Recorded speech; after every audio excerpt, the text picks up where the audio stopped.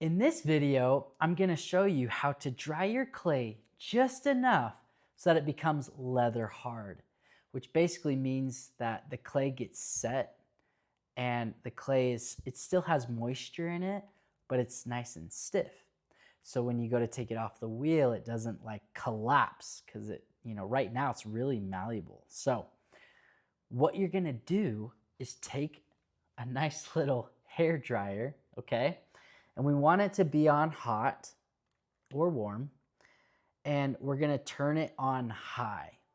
Now the reason why we use a hair dryer is because when I was in the desert one day throwing pottery, because I'm kind of crazy like that, I found that the hot air down in the desert with the wind was able to dry my huge piece so fast that I decided, you know what, I should try hair dryers because it's like the same thing. It's like being in the desert, it's hot air. So what you're gonna do is you're gonna take your hair dryer, make sure not to put it directly on like a delicate piece of your pottery. See, I kind of even just probably bumped it. So what I like to do is actually start on the inside. So angle your hair dryer like this, and then go ahead and turn it on high. And you're gonna do that for a good 2 to 5 minutes, depending on how big the piece is. But for this case, it'll be about 2 minutes.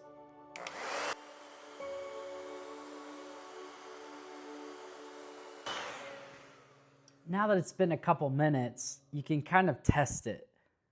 You'll know that it's getting close when it's no longer tacky, okay? You can kind of push on it and it doesn't leave any residue on your finger. Now, let's go ahead and do it for a couple more minutes, 1 to 2 minutes on the outside, now that we've strengthened the inside, okay?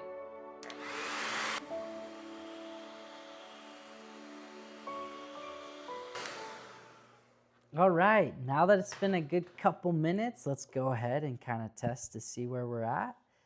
And it's feeling really good. It's not wet anymore. Like, look, my fingers aren't picking up any little clay residue. Like, it's not tacky anymore. And you can kind of like really feel it out if you want.